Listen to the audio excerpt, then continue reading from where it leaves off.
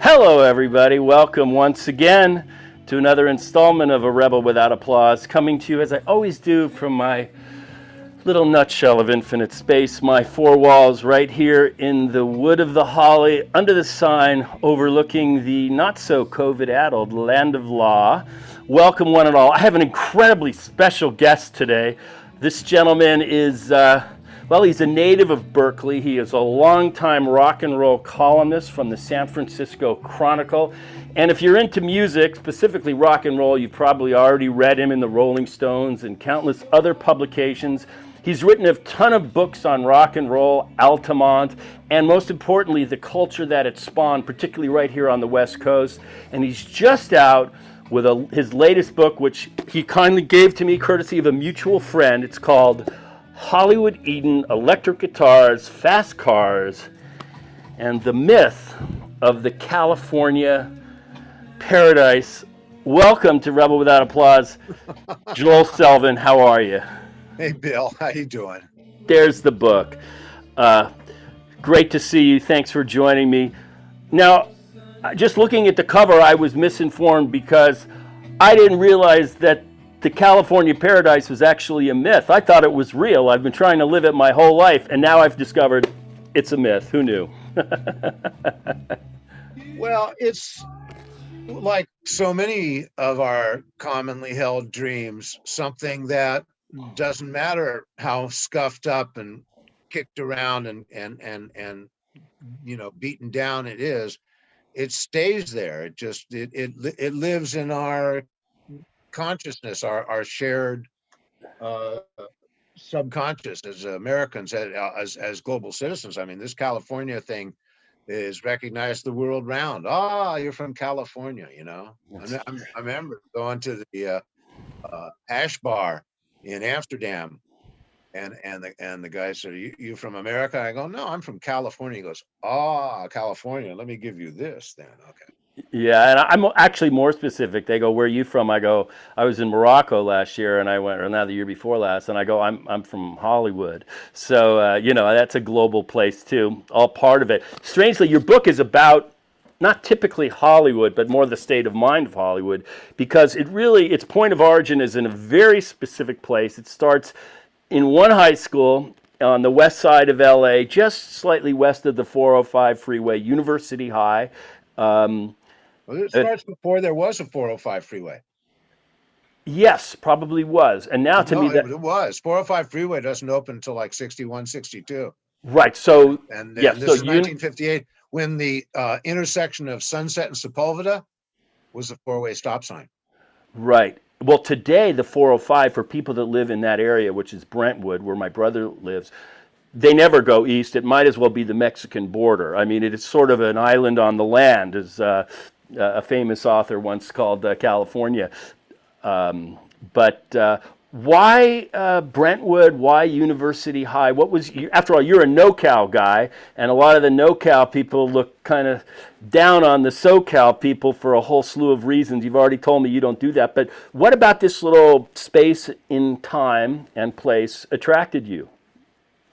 So somebody showed me the University High School yearbook from 1958, and uh, there's Jan, Dean, Nancy Sinatra, Bruce Johnston of the Beach Boys, Kim Fowley, the record producer, Sandy Nelson, the drummer at Gidget, our friend Kathy, and I didn't realize that all these people had gone to school together and knew each other, and it coalesced right away in my mind that this was kind of a seed moment, and it wasn't very far for me to be able to like see a straight through line to like the summer of 1966 when Dan has his car crash,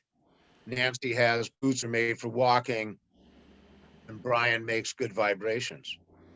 It just seemed like a highway led them there. And it starts in the locker room of University High after football practice with a bunch of the football players singing doo-wop songs. It really does. It feels like, I'm reminded of, American Graffiti and, those kind of stories.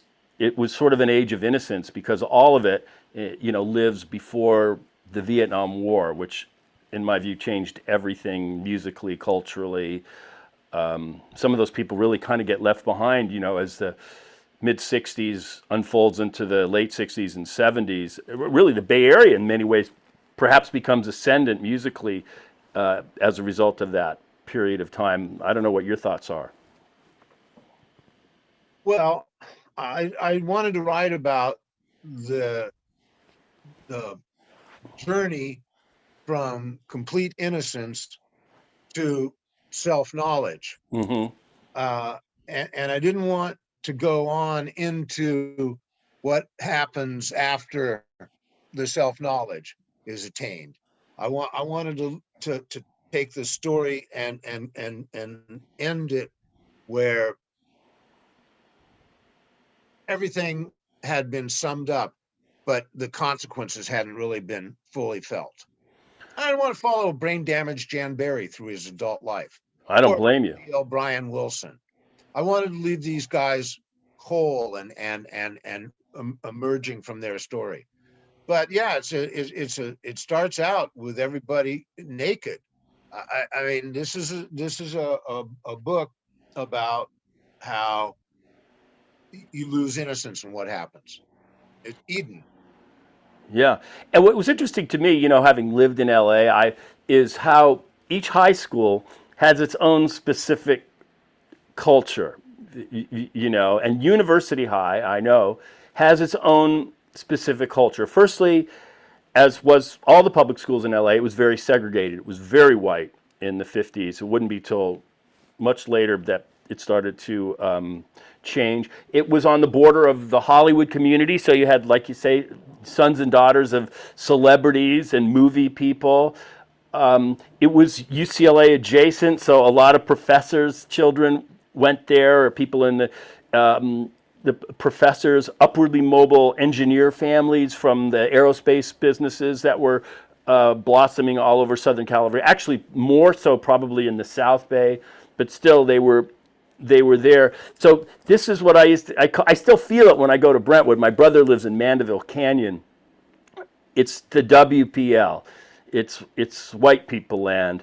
And I live here under the Hollywood sign, and Hollywood High is right below where I live, not far. And has a total different identity, Well, and then there's, in the book, the University High kids are contrasted with the Fairfax High kids. Phil Spector, Right. Steve Douglas, the sax player, and a little bit before their time was Herb Alpert. And they come out of this more culturally diverse, highly Jewish culture in Fairfax High. And yeah, I mean, you want a perfect example of how what the University High culture was Jan Berry. He lived on the absolute peak of the Bel Air Hills, and his backyard overlooked the canyon that would eventually be 405. And his Kenter. father was Kenter. Howard Hughes's right hand man. He was in the cockpit with Hughes when they flew the Spruce Goose. Right. He lived a block up the hill from Bruce Johnston. He was a couple years younger, but Bruce's father ran the Rexall drug chain, and their next door neighbor was Burt Lancaster. So that's the demographics of University High and they were the elite of all elites, and in this post-war baby boom generation, they had no sense of deprivation. They had no limits on their optimism. All things in life were possible to these kids, which is why they were able to do what they did. Yeah, they didn't bear many scars of history. Even Kathy, who I adore, and is Kathy Kohner, now Zuckerman, known to the world as Gidget, she was from an emigre family from Europe, refugees, but they settled there and maintained some of their own cultural identities. But they too were kind of removed from just the trauma of history. And then of course, they had their own private racetrack right there called Sunset Boulevard, which took them right to the sea.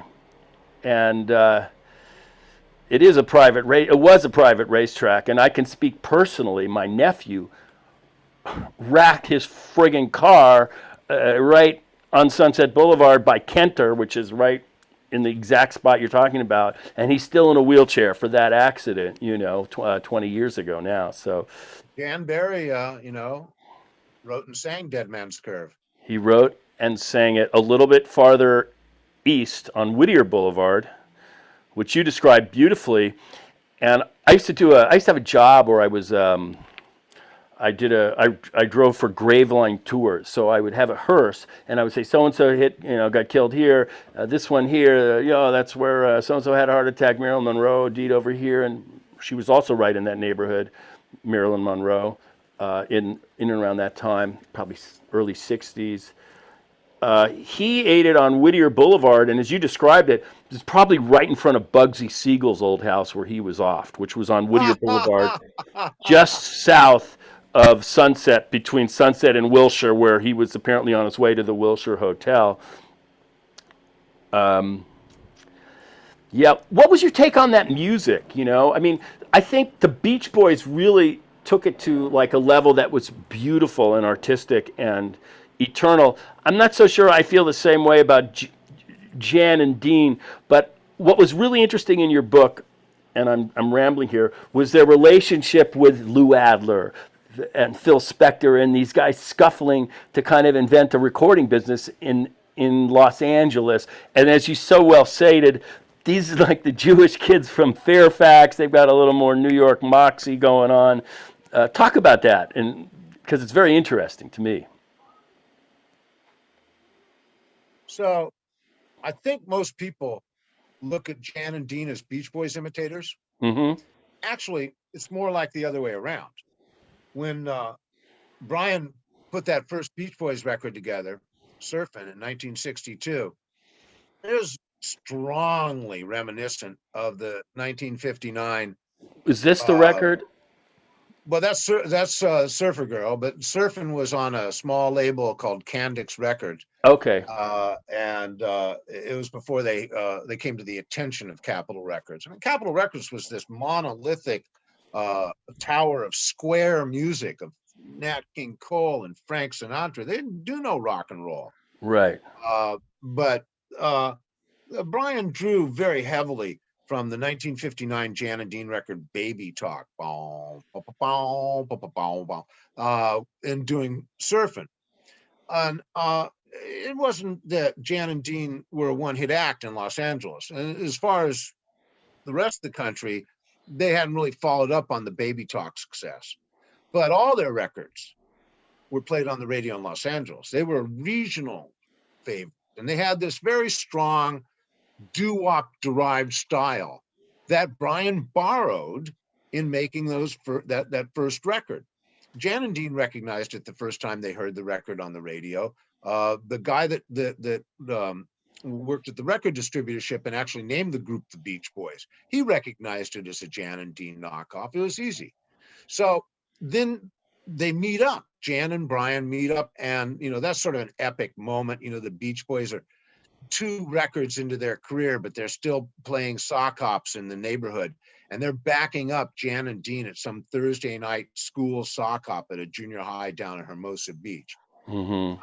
And there's this whole thing about the surf music, and Jan and Dean, who actually do surf as opposed to Brian and his family, are quite taken by the whole idea of surf music. So they convince Brian to bring the Beach Boys in the studio and back Jan and Dean on some album tracks, recording Brian's songs. First time anybody else has recorded Brian's songs. And at this point, Brian's made 2 records, and Jan has made a dozen. He's made an album. I mean, he's a KG veteran and Brian's a newcomer. So they get together to write songs. Brian tosses off this line at him, 2 girls for every boy. And Jan knows how to make that into a song. He employs a couple of associates, and they come up with this song. And they go into the studio, and he brings Brian with him. And Brian plays on that record, Brian sings on that record, and Brian learns how to stack harmony vocals in the studio. Jan shows him how to use session musicians on the tracks. But Jan's very much a mentor to Brian Wilson at this early stage in his career. And needless to say, Brian grew and developed into this extraordinary figure in modern music. But Jan Berry was the guy who sort of held his hand in through the doorway. And Brian stayed involved in Jan and Dean music throughout their career. He's a co-author of A Dead Man's Curve. He actually started the song, and he's singing and playing and writing on as Jan and Dean records as late as like Ride the Wild Surf. So this connection is not quite what it seems, you know. But Jan and Dean weren't literally like, you know, tailgating along the Beach Boys, but they were actually like creative collaborators that worked in concert together. A lot of my books deal with this whole idea of how community creates culture. Cross-pollination, because actually Uni High wasn't that far from Hawthorne. Well, it's a short drive down this Sepulveda Boulevard, and they could be at each other's houses in a heartbeat. It's not Yeah, that but it was a big deal. million miles culturally. A million miles culturally, but if they were collaborating, they could get together. It wasn't that. It's a big. I would. The Beach Boys neighborhood is way more working class, way more people that were like, I think, in aerospace, working in factories. Well, Murray Wilson was a sheet metal factory worker. There you go, right there. Yeah. Now, of course, when people think of surf music, they think of course, the Beach Boys, and to me, they're the most beautiful expression of it, and Jan and Dean. But I play the clarinet. I'm a jazz guy. And surf music, its original incarnation, was played by the jazz guys. Art Pepper had an album called Surf Ride. That was that was that whole South Bay jazz thing, right? The Lighthouse and all that, and Bud Shank. In the before the rock and roll thing, the West Coast jazz was associated with the bohemian lifestyle, and that's something out of which grew the whole beat. Now, I have this whole theory, Bill, about surfers that emerged in the Los Angeles area, and that whole culture that started brewing in the late part of the 50s and the coast, being very parallel to what happened in San Francisco with beatniks. Right. Beatniks were nonconformists. They rejected conventional society. They had their own wardrobe. They had their own language. And that way they mirrored what was going on in Southern California, although was taking on among the surfers is more outdoors, more athletic. Right. But the basic premise that these people were outliers, volunteer outliers that were rejecting the norms of society to pursue their own ideals, their own values, that's what they had in common. Surfing, I mean, I wrote a script about it. It's called Paradise Cove, about a guy in the early 50s, and he can't put a suit on anymore. He was like a top South Bay surfer, and he goes and he shacks up or camps out with his pals up on Point Doom, and you know, one of them is a jazz musician, another one's a dime store kind of novelist, but they're basically at the point of a very small cultural spear, you know. And just like you said, you're totally spot on in recognizing that is before Jan and Dean and the gidgetization of surfing was very much in alignment with the beat culture, in my view, or at least as I imagine it. But then, of course, one of our mutual friends comes along, Kathy, and her father memorializes her in Gidget, and all of a sudden, surfing explodes into the popular culture, and it's no longer the kind of property of these beat kind of dudes. It becomes it explodes into the popular culture with the help of her classmates, Jan and Dean and the Beach Boys. That's sort of how I envision it. So there's some nostalgia I have for jazz as a sort of anthem for surf. Art Pepper, to be sure, like you say, the Lighthouse on Hermosa. That there was a folk scene down there too. Right. Van Dyke Park started his career with his brother Carson down at some folk club on Hermosa Beach. Interesting. Very well known. No, it was a collection of marginal cultures out there on the coast. Yeah. And this is Los Angeles in the 50s. Even like I said, it's a couple dozen small villages that were connected by these long, broad boulevards, and they all developed their unique sort of way of being and their style and everything.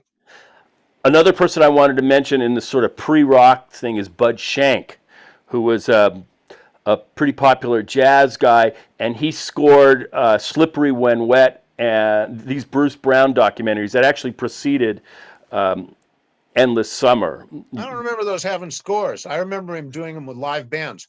Well, I just Bud thought, Shank, yeah, by the way, is the guy that plays the flute solo on California Dreamin'.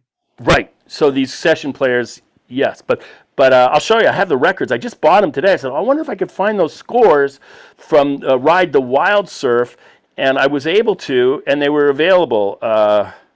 But Bud was a great player, and his music was Bruce Brown seized upon it. It probably started off with, like you say, they played these tapes at the Santa Monica Civic over the movies, and I remember going to see Bruce Brown at very small auditoriums where he Mhm. narrated it live. He stood and watched the screen. He stood in front of and the just screen and talked watched about it, it. and just sat there and said, "Now here's what's happening." And yeah, they had some like sort of band off in the corner playing the soundtrack Yeah, so live. this Barefoot Adventure, this was a surf doc, Bud Shank, and then there was another one. I used to watch these movies. I call it surf porn, and Well, Slippery. Waterlogged was his collection of his early stuff, and Yes, he used to just show these 16 millimeter things in halls around the state, right. And then and have Warren these Miller did it live with experience. skiing. Here's another Bud Shank with a follow up. I'm not sure which one was first, but Slippery When Wet. Yeah, they're great movies to watch.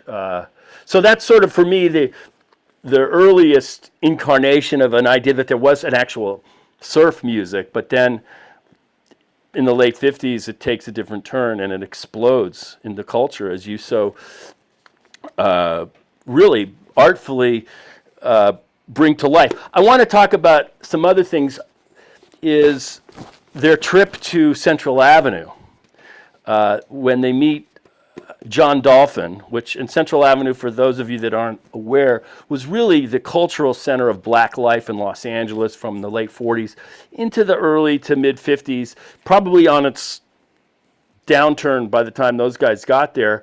But rhythm and blues, Johnny Otis, a whole entrepreneurial, very lively cross-cultural thing was happening on Central Avenue, and the main record store there was Dolphins of Hollywood. And you describe a very scary event there. I'd love for you to talk about that. Well, of course, the record store opened 24 hours, 7 days a week, was in South Central, but Dolphin kept offices in downtown on South Bernardo, and Berendo. that's where the record company offices were. Okay, yeah, And Berendo. thank you.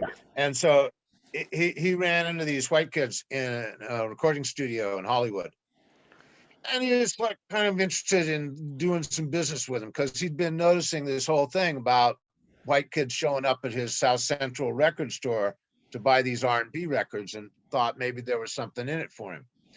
So he has them come down to his office and meet them, and that's where uh, at, at that time a disgruntled vocalist bursts into the office and interrupts the meeting by shooting Dolphin 5 times and killing him. Oh, God. And this is the first day in the record business for Sandy Nelson, Bruce Johnston, Dave Shostak, and Arthur Wright, who were in this band that Dolphin was interested in. It didn't seem to deter their interest in the music business, although I'm not sure I wouldn't, thought about it. Uh, Yeah, so they witnessed the actual they this. were in the office. Bruce had to pick up the body it had been blown down on a heater, and Bruce picked him up and said, "Mr. Dolphin, are you all right?" I mean, and Bruce is like 15, 16 years old. Now I met Mike Dolphin, his son. He used to hang out at some of the music places I played, and he talked to me about it. And One of the things that's so interesting to me, we don't think about this today. I mean, the record business, I don't even understand. But very often the record stores were also recording. You know, you had that kind of synergy between the guy who sold the records and the guy who made the records. They were right. They're one and the same in many cases. Dolphin, like you said, was a community center, and he used the front window as a disc jockey booth, and a lot of guys broadcast their shows out of Dolphins. And then they'd have interviews, and artists would come in and be in the window, and it was a constant flow of people. He also operated a number of labels himself, and who knew really better what was selling than some guy who was running a record store. And Right. I think he started out in the late 40s, early 50s. He's a really proud, smart ass guy, Dolphin. He called his shop Dolphins of Hollywood, although it's in South Central. But Yeah. at that time, he couldn't have rented a store in Hollywood if his life depended on it. Forget about it. So he Yeah. decided just, to hell with him. I'm in Hollywood. And he did the same thing with his record labels. And I think he had some success with Percy Mayfield early on. And he had a really pretty big record with Ernie Freeman called Jivin' Around, I think 54, 55. Ernie would go on to be a really important session player in Los Angeles. And so he always had his hand in, with this label, that label. And there were no real discrete barriers between radio stations, record companies, and recording artists in those days. It was all a Right. very fluid situation. Wasn't very big money, wasn't a very big deal. There wasn't a lot of interest. It was mostly just, kids and black people. So, how could that matter? Yeah, and it was beautiful cross-cultural kind of exchange. Of course, the cops became very brutal on these neighborhoods. They did not like the cross-cultural thing going on, and it starts this or continues this narrative of police brutality on black neighborhoods.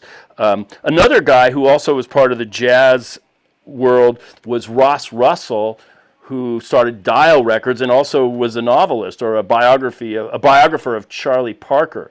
I don't believe he had a record store. He might have. Pretty good book. You see, yeah, this is a pretty good book. Yeah, well, he had the Dial Records label, Right. and did produce Charlie's great masterpieces, and then spent many, many years working on that book. That's really one of the great pieces of jazz literature. Yes. Another one is Straight Time, that biography by Art This has Pepper. been one of my pandemic hobbies, is plowing through jazz autobiographies. I don't know what got me doing it, but Straight Time. There's a Nito Day one that's real good. I just finished the Charlie Barnett. Okay. Yeah.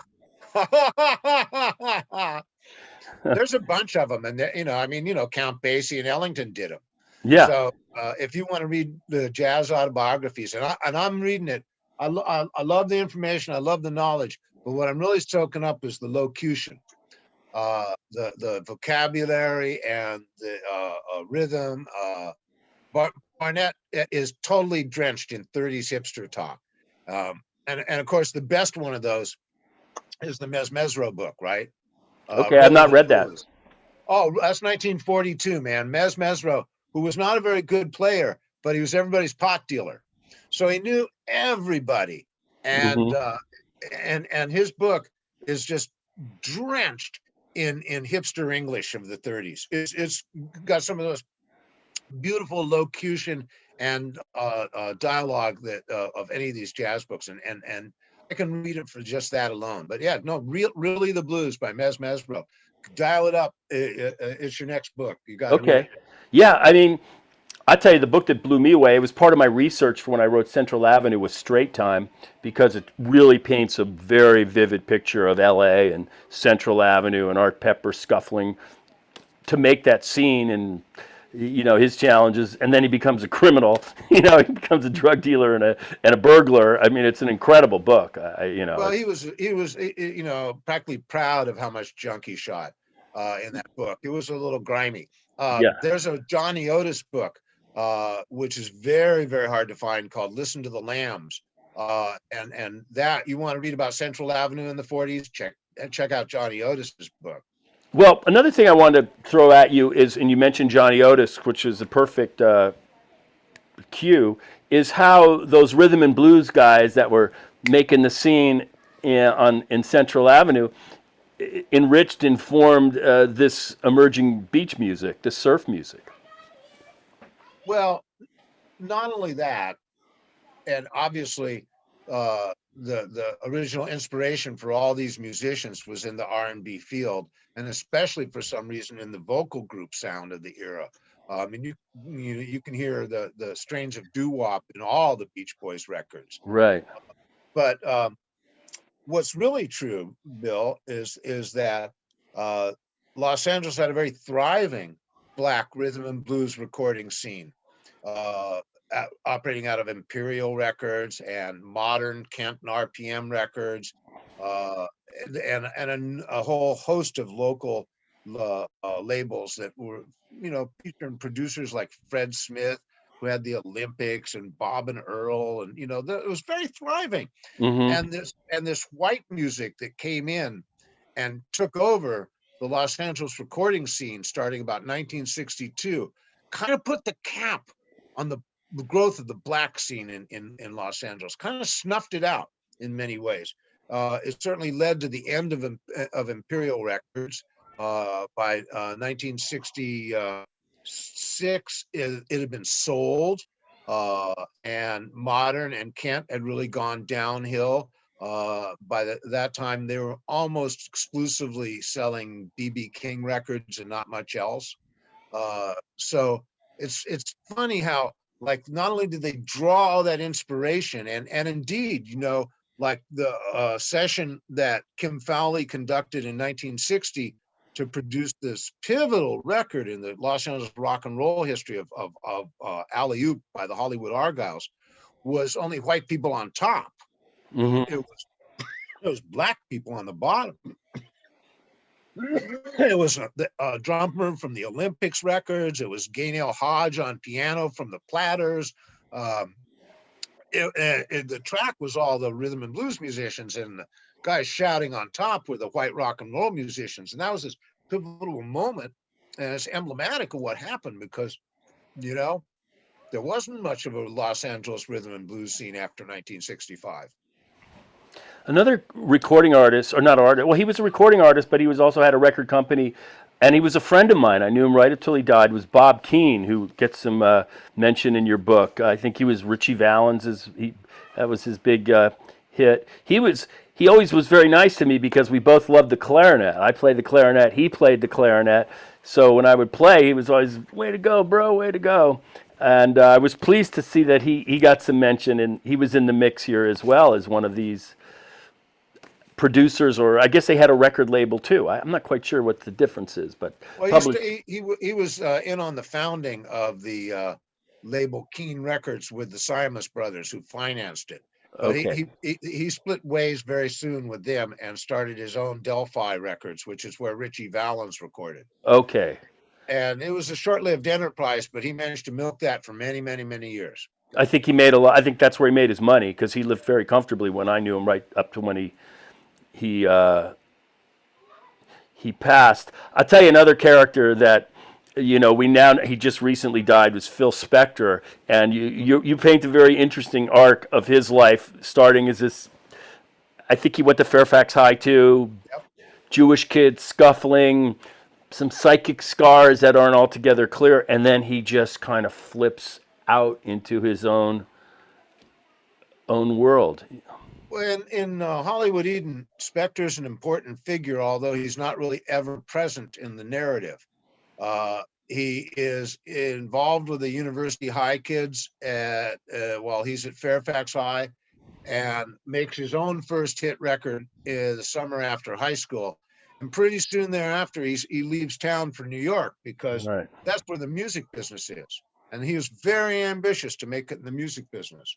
And you wouldn't think you could in Los Angeles in 1958 make it in the music business. Mm-hmm. But he comes back, and in 1962, he has to have kind of an emergency recording session in Los Angeles. He wants to record a song, and he hears that somebody else is going to record a version of this song, so he has to hurry up and record it. So he calls his Fairfax High classmate, Steve Douglas, who's a saxophone player, went in on the road with Dwayne Eddy after high school, and is now back in town playing recording sessions on these R&B records that you're talking about. And Spector says, I need to get a bunch of guys together for a session. So Steve pulls together this group of musicians. It's Hal Blaine on drums, it's Al DeLore on keyboards, it's Tommy Tedesco on guitar. And they cut the track for what would be a #1 hit for Phil Spector's group, the Crystals, called He's a Rebel.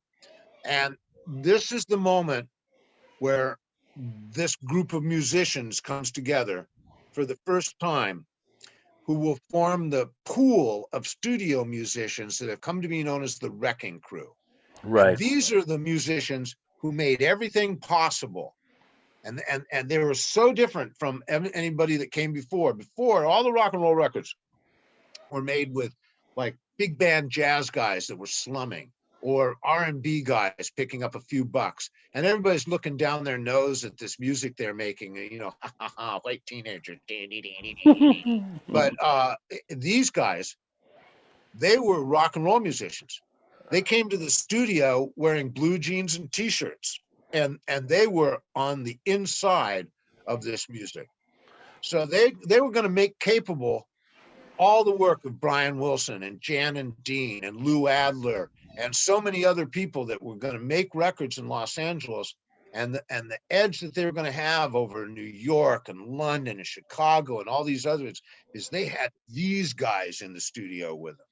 And so many of them went on to become, figures and in their own right, Glenn Campbell, Leon Russell, it was just a phenomenal pool of talent. And they more than anything made possible what was going to happen in Los Angeles starting in 1962, because by 1965, Los Angeles was the recording capital of the world. And wasn't Reprise also a pretty important piece in that? You mentioned Terry Melcher, Doris Day's son, and that crew at Warner Brothers. Terry Melcher got a job producing records at Columbia Records. He really started out thinking he might like to be a singer, and since he was Doris Day's kid, no sweat, have a shot at it. Right. She was not only one of the biggest stars on Columbia Records, she was also one of the biggest stockholders. So he quickly got channeled into sort of like, why don't you produce records for us? And Columbia was very behind the 8 ball. Their head of their A&R was Mitch Miller, and he kept expecting rock and roll to die any minute. Mitch Miller, sing along with Mitch. That's my man. He produced all those Tony Bennett and Frank Sinatra records and all that crud that Columbia had sold in the 50s. He's also on Parker with Strings on the played oboe. Oboe, yeah. Right? Yeah. He was no square. He just didn't see rock and roll. He didn't have the feel for it at all. He had a blind spot. But so they've been off the charts for years. And Terry Melcher, working out of the remote outpost of Los Angeles for Columbia Records. I mean, in New York, Columbia Records is in Black Rock, right? And Skyscraper and Goddard Lieberson, the most white gloved guy in the record business, is the president. Out here, it's just a funky little 3-story building. And so Melcher starts turning out like mid-chart records with a vocal group called the Ripcords. And, it's like, hey, what have we got going here? And that's about the same time that he hooks up with Bruce Johnston, who's been playing on records and being part of this Los Angeles rock and roll scene since he was on piano in Jan Berry's garage in 1958. And he's already produced Richie Valens albums, written and arranged R&B hits, recorded his own albums, and he's had so much experience, and he's not 20 years old. So he joins up, and the two of them become the Columbia A&R department in the West Coast. And that means they start out by just singing everybody's parts on the record and just taking over as if they were the producers and writers, and they started having hits. And they were doing car songs. They were doing Beach Boys imitations. Yeah. And it worked for a couple of years until, Bruce got involved in joining the Beach Boys. And that's also about the time that this folk rock thing starts happening. And Terry, he produced Mr. Tambourine Man with the Byrds and sort of set that whole ball rolling. he probably would have been very influential throughout the 60s in the Los Angeles record business if his stepfather, Marty Melcher, hadn't died and everybody discovered that he'd embezzled almost the entire fortune of Doris Day. So Terry left the record business to sort of like restore his mother's career, and that's where that TV show that she did came from, and Right. that, and he never really got back into the record business in any satisfying way. This is Melcher. Now, of course, he somewhat infamously becomes the object of Charles Manson's, presumably, I don't know, there's some doubts about that, but that he Manson, who had some musical ambitions, approached him and was rejected, and some had believed that was the basis for the murder, because he lived in that house. Melcher lived in the house that Sharon Tate and Polanski eventually moved into. So you know what I'm really proud of, Bill? I'm really proud of the fact that I've written a book about Los Angeles in the 60s that doesn't mention Charlie Manson. Well, by the way, there's been some books that have just covered it very recently. That Tom Watson book about Chinatown, and your book actually sits in a nice genre with Ron Lowenstein's Rock Me on the Water, The Big Goodbye about Chinatown, the last years of Hollywood. Central Avenue Sounds, which is a great book by Steve Iswardi, mostly interviews.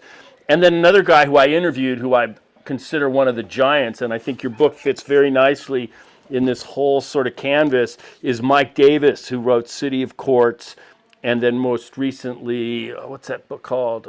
I had him on. Set the Night on Fire, which is oh yeah, that's, his 60s. Well, he's pretty much the guy right now about writing about Los Angeles. Mike Davis. Yeah, I had him on a couple months ago. We had quite a long chat. His book, City of Courts, was really helped me understand the place I live. He's a really interesting guy. He's just recovering from a bout with cancer, and we had a chat in the middle of the whole COVID thing. But I really enjoyed it. I was like, oh my God, this is a giant. And then there's another book to me, which is sort of we get into Southern California history. It's called An Island on the Land. It's called by Carrie McWilliams, and it's fantastic historical piece about Southern California, which leads in. He even describes my apartment building, because I live in a place called Crotona of Old Hollywood, which was a theosophic retreat coming back to the first decades of the 20th century. So your book, this is for me a high compliment, lives very comfortably in this genre and canvas of understanding the culture of California, and specifically Southern California.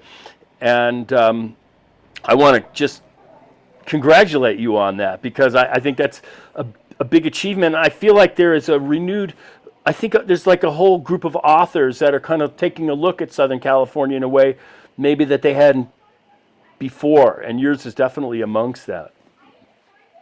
Well, I have a very strong romantic attachment to Los Angeles before freeways, before smog, back when it was a small town where things were still possible.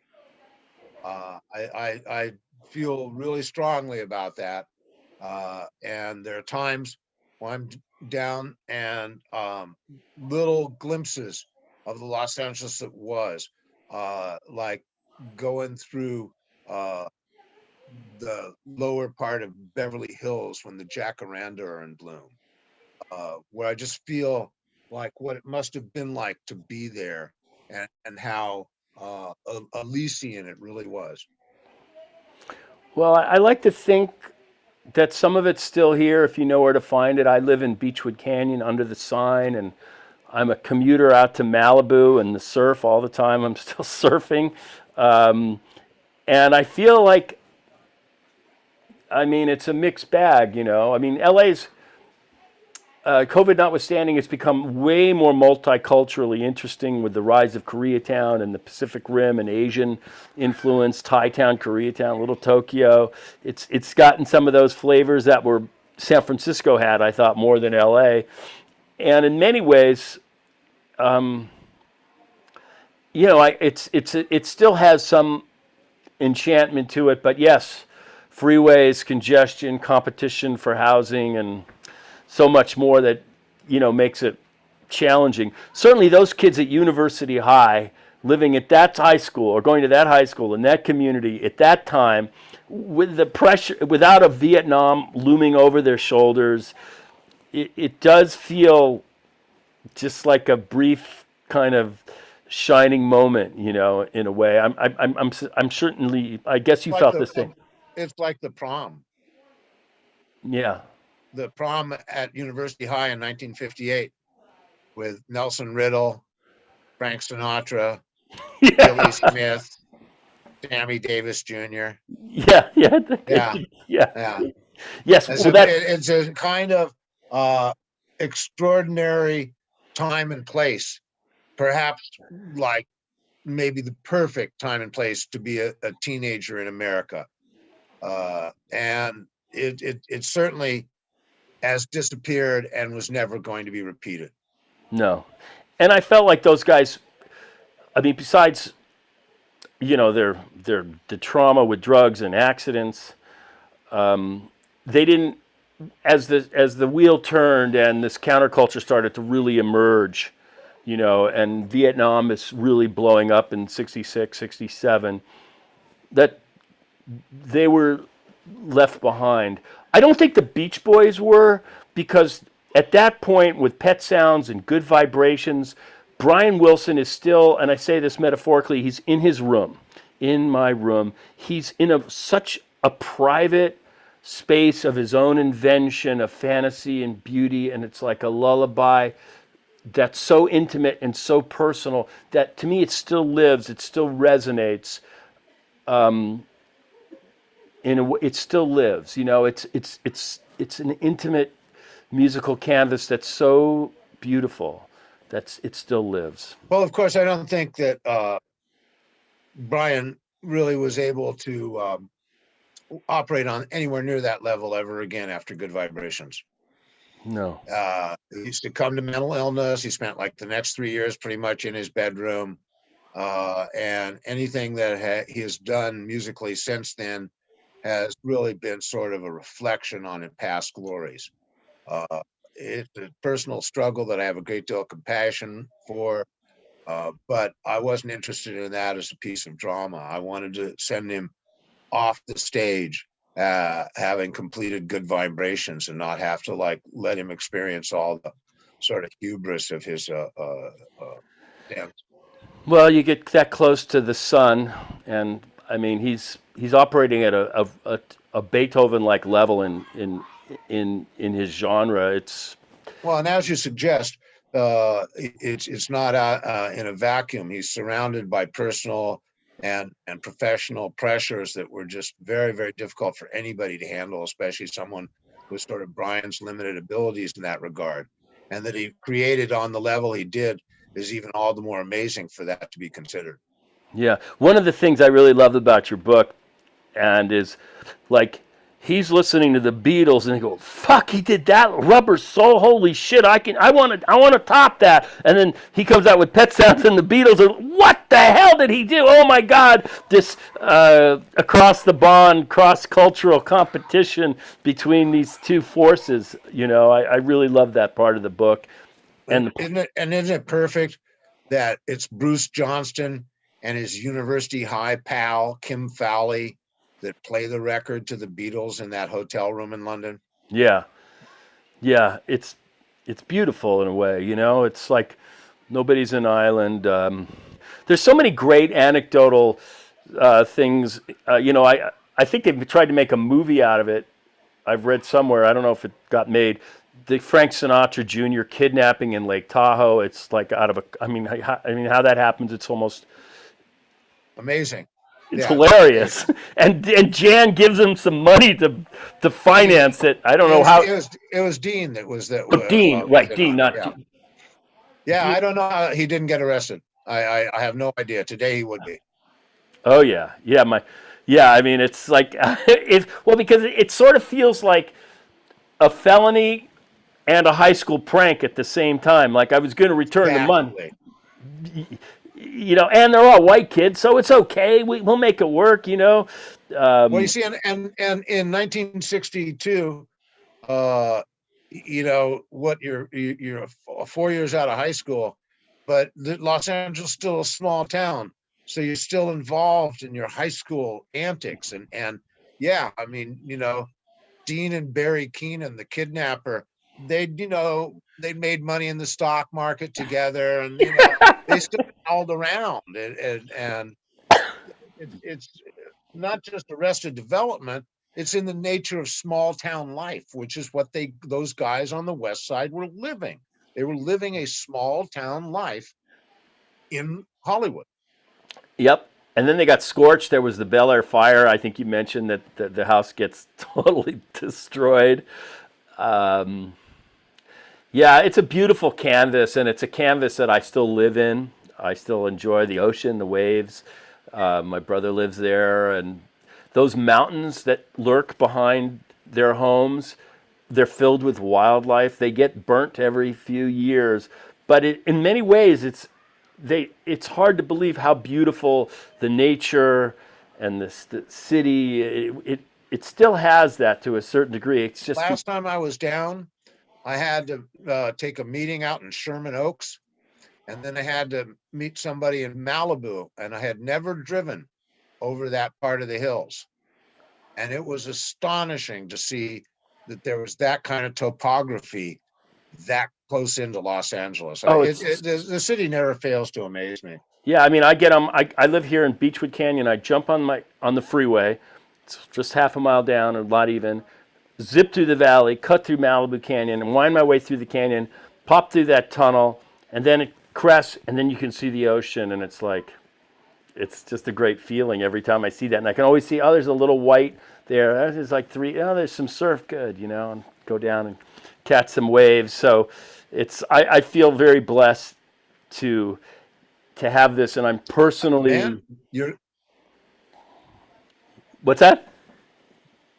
you're living the life. You're living the California dream, man. That's what it is. Well, to And certain. you have to eke it out there because I know you're driving down 101 to get there. And that's not the California dream anymore, is it? No, I mean the freeways have carved up LA, but as long as I've been here, there've been freeways. I don't have a memory of a world without freeways. Well, you're talking about growing up and going to high school in Woodland Hills. I remember talking to David Nelson because I did a biography of his brother Ricky, and Okay. they lived right off Camino Palmero in Hollywood, and they had to take lessons in circus technique for a TV show they were doing with their dad, and the circus camp, where they went to lessons, was Woodland Hills, and David said he felt like he was driving off the edge of the earth. Well, alternatively, for myself, Two growing lane up, road, right? Going out, where the 101 is now. yeah, and I will say this, having grown up in Tarzana, which is Woodland Hills adjacent, going to Taft High School, that those mountains behind me to the south felt like they were the Himalayas. Like that's where the beach was. That's where Uni High is. I remember playing football, baseball against those schools, taking that bus ride, Pally High, the beach, and I was like, and we were reminded of this because you would drive to the beach, and in the canyons there'd be spray painted on the stones as you drove by, "Valley Go Home," and you're like, Well, please. they were different cultures, and there's a little of that to this day. But the thing's been swamped, Yeah, and there are no more little villages. You get into that. You can see it every so often, like Lancashire. You go over there and like, oh, this was a little village, wasn't it? You can see how it grew right out of here. yeah. But nothing stays the same. LA has very little respect for its own past, and you have captured it uh, beautifully, a cool kind of corner of it. And I want to invite anybody who's watching and listening to take the deeper dive and read this really excellent book, Hollywood Eden.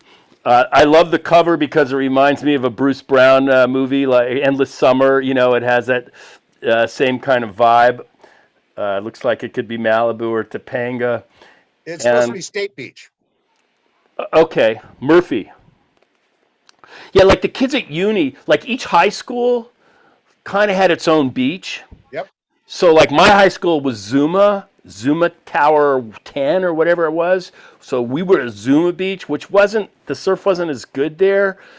So the kids from Pali or Uni probably were by Will Rogers. That That's was State Beach. State Beach. Yeah, Will Rogers. That's what they call it.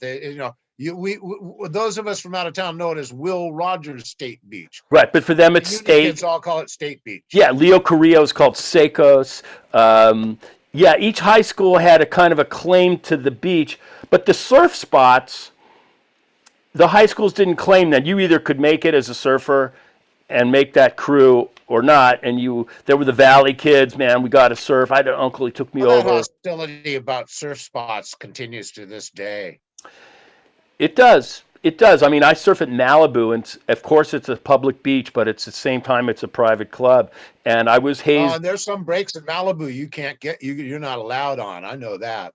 Well, I was hazed at all of them, so I have a pass. I'm good. I have a pass. I surfed with all the guys, all the cats. I've been hazed, brutalized, screamed at, and it's like, can you take it? Are you coming back? And that's sort of the game. And then it's fun. I mean, honestly, to me, it's fun. It's where I go, and it rescued my happiness because personally, I got sucked into this stand-up comedy, screenwriting, acting, pursuing this Hollywood bitch goddess, which, like all bitch goddesses, is not very generous with its tokens and affections. And when I started surfing, it was like, this ain't as tough as trying to get on at the Improv. All I got to do is be good, and I'll get on. I'll get my waves. Hollywood was a far more treacherous endeavor. So I actually embraced the surf in Malibu because it felt way fairer to me than anything I had to deal with professionally on land. I know what you mean. Stand-up comedians, they take it on stage with them every night, and then the battle is to take it back when they leave. I'm at some open mic night, and some guy gets up, and before he can even like start his fucking first line, some drunk screams out, "Oh, fuck you, you!" The guy starts again, same drunk, "Fuck you." And before the kid can start his joke a third time, somebody in the audience says, "Hey, shut up. Give the asshole a chance." Yeah. And I'm curious, has somebody written a book about the San Francisco comedy scene, out of the 80s, set lady, of course, Robin is the biggest light, but that came out of that period. But there was a whole group of people, a lot of creativity in stand-up comedy, starting with Mort Saul, who has moved to Marin County. I did the Throckmorton Theater up there, which is in Mill Valley, a few years back, and I had known Mort Saul from here, so he lived there. So we had a beautiful dinner. He must be in his 90s now. But San Francisco has a very rich comedy scene going back to the Hungry Eye, really, and Mort, right through Robin. Mort and Lenny Bruce and right. The Smothers Brothers and Phyllis Diller. All that's right out of San Francisco in the 50s. Along with the Kingston Trio and the Gateway Singers and all that. So there was a kind of rich cultural background there. And the comedy got buried in the 60s like everywhere else, but came back, as you suggest, in the 70s in nightclubs with people like Robin and guys that you don't hear much about. Do you remember A. Whitney Brown? Of course. All these guys. Because he graduated from doing street stuff with his dog to doing nightclub stuff around San Francisco to writing all of Johnny Carson's best gags. Yeah, Will Durst. I'm just thinking through my head now. Is recovering from a stroke. I did not know that. And he's somebody who never played the big time card. He stayed in San Francisco. He was determined to be a political commentator and to have an impact as a political commentator. So he kept his routine focused on our community locally here. Will's a remarkable, remarkable guy. But there's a ton of those sort of like guys you never heard of They were kind of funny, and it worked out there. Yeah. I mean, Dr. Gonzo went back to farming in Iowa. Really? Yeah, Pritchard runs motivational support groups for teenagers. You know, a lot of them are just have died now. I mean, it was a hard partying crowd. If you didn't have your nose in a bag of blow back then, you were not paying attention. Oh yeah. One of my when I started and came to LA from New York and I was like at the Comedy Store, it was like cocaine was what Bitcoin is today. It was an alternate currency, you know, for everything you wanted you could trade for in cocaine. You know, it's like I was afraid of it. I was like, I'm a wimpy Jewish kid. I don't do the drugs. Sorry, I just do the jokes. You know, a lot of people took a lot of tread off their tires in those years. You know. Yeah, Robin always said it was God's way of telling you that you're making too much money. Yeah, maybe. Well, he got that message loud and clear. I remember I was driving to the Throckmorton a couple of years ago, and it was, I don't know, I was going through one of the tunnels after the bridge, and it was the Robin Williams tunnel.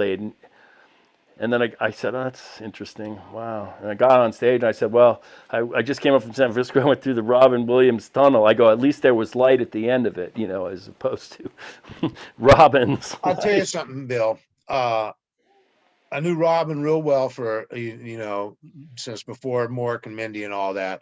Oh, wow. And I just always loved being around Robin. Everybody did. And when what happened did, in an instant, in an instant, every memory I had of being with Robin changed. And it went from seeing someone who was compassionately and irresistibly funny to someone who was desperately seeking some kind of sustenance. And it was just like all it just took was that one click. And I went, oh my God, why didn't we see it? Well, we didn't see it. And I talked to Pritchard about this, who says, you know, now he says we all have to be Robin now. And it was because he was so white light. He was so forceful.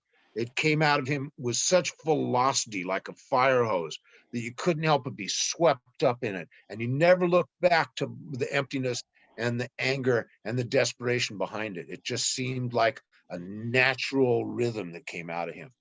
But you know, he killed himself on a Sunday night, and I had friends who were in a AA meeting with him on Saturday night, Mm-hmm. and he was in great mood, cracking jokes, telling everybody how grateful he was for his sobriety and how wonderful his life was. And Lord, what a difference a day can make.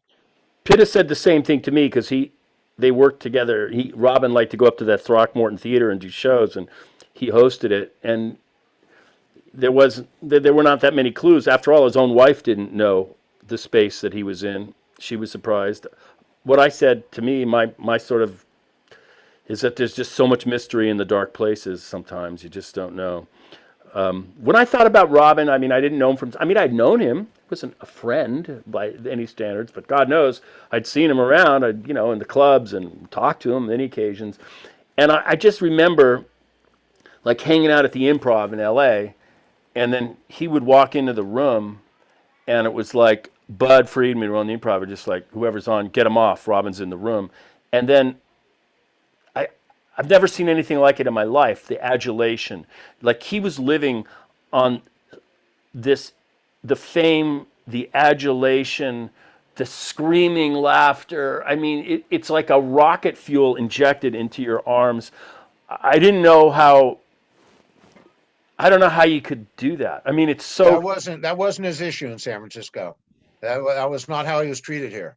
And No. he was grateful for that. He would make fun of it, you know, like, oh, the last movie had some depth, Robin, you know.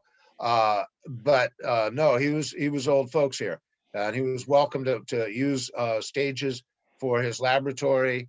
And no, he did not get people pushed off stage when he walked in. He had to sit at the bar like everybody else. Uh, so no, that's what you're talking about is pure Hollywood shit. Oh yeah, it was And brutal. oh, I brutal and soul destroying.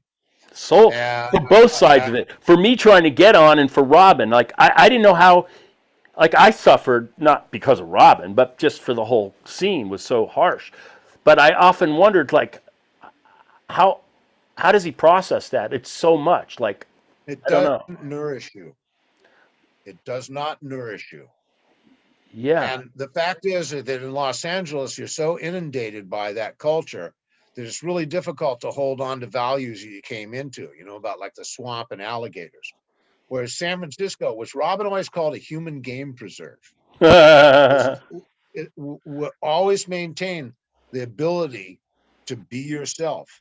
You could be Huey Lewis in the News, and Back to the Future could be the biggest movie in the world with your song opening it, but you still could go to the Safeway and push your cart around. Yeah, LA is different that way. Can't do it.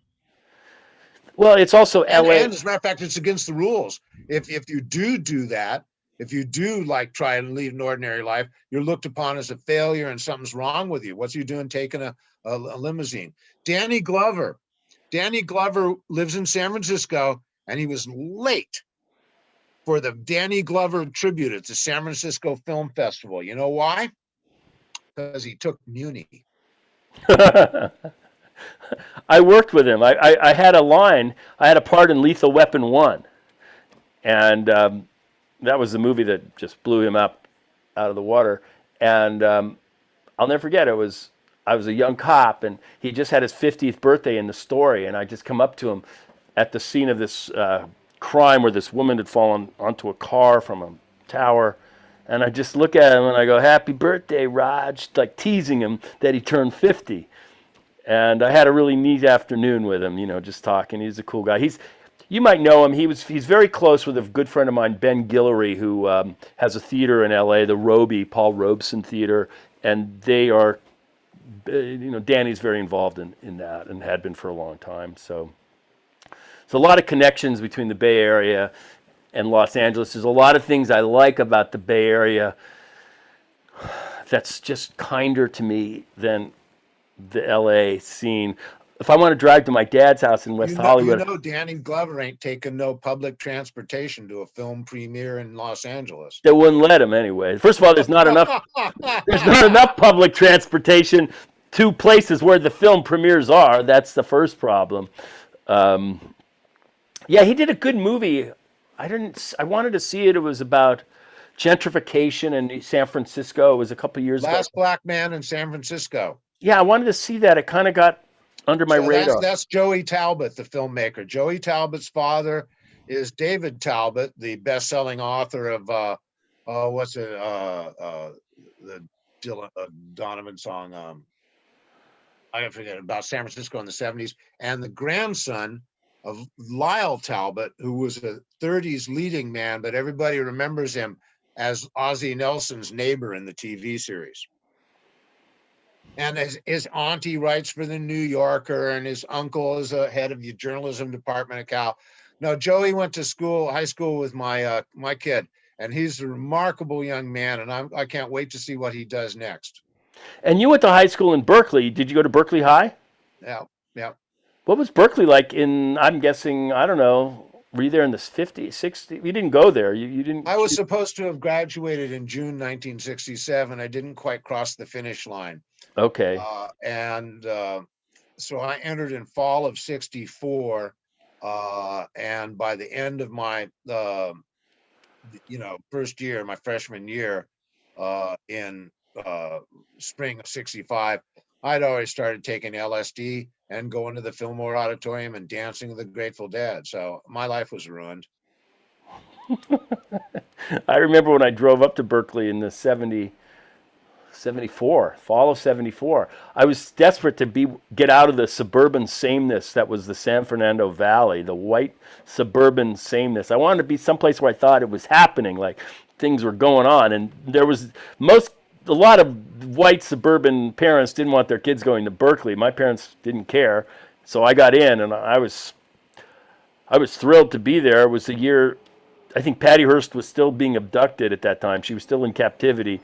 It was a great place to be, especially to understand about movies, because they had all these great old movie houses where Yeah, and they showed him on campus. If it didn't go to Telly Rep, Telly Rep was started by Pauline Kael. Right. No, she and her husband Ed Landsberg ran that place in the '50s, and her first writing was doing the monthly program notes. Uh, I I Growing up would in Berkeley was completely weird, because I mean, like there were three kids in my elementary school whose parents had won Nobel prizes. wow. At the You know, university. Yeah. my neighbor invented that H bomb. What would it be? Oppenheimer or something or Yeah, well, they developed the A bomb. They were down the hill a little bit. yeah. Miss Oppenheimer was a horticulturalist, and she had a hybrid pansy called the Oppenheimer pansy, which was sold out of only one nursery in the Berkeley Hills. And my mother had Oppenheimer pansies all over her backyard. Now Ed Teller lived up the street. He's the father of the H bomb. Right. Berkeley was just a strange sort of academic ghetto, and island of liberalism and foreign cars. You know, nobody had foreign cars in the '50s. Berkeley was full of them. So Rondellums.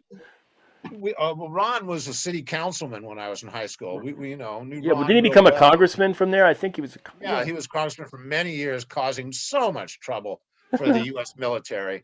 And, yeah. and his secretary or his administrative assistant, Barbara Lee, carries on that tradition to this day. Now, yeah. Love to see her get appointed to Feinstein's seat, but it'll never happen Now, because she ain't serving out a term. I wonder how Berkeley has informed the current vice president, Kamala.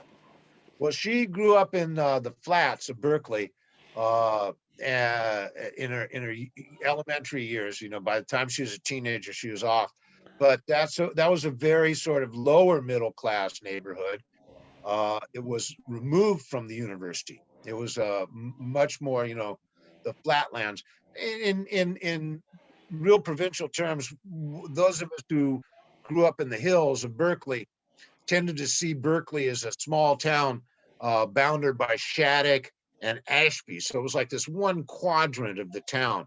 And the rest of it, which was this flatland area, was much more different culture than there weren't a lot of Nobel Prize winners scattered around Blake Street where Kamala grew up. Well, that's similarly like to the canvas on this book. Those kids in the hills had a different viewpoint and a reality than those that were in the flats, of Santa Monica or specifically the South Bay, which was way more working class than the hills of Brentwood, and to this day probably the same. Although those beach communities, whether it's Hermosa, Manhattan, they're so jammed, they're so crowded, they're so expensive. The human density in the South Bay is really, I don't find it that attractive. And every time I go there, it takes me forever to get out. And the surf isn't that good there. You're much better off in Malibu. So I avoid it when I can. I've heard this discussion forever, but Huntington's where they started the whole thing. Duke surfed Huntington. In the 20s. Yep. Yeah, he was the great emissary. He had a career in Hollywood. I'll show you something if I can get it off my wall here. There's the two Dukes.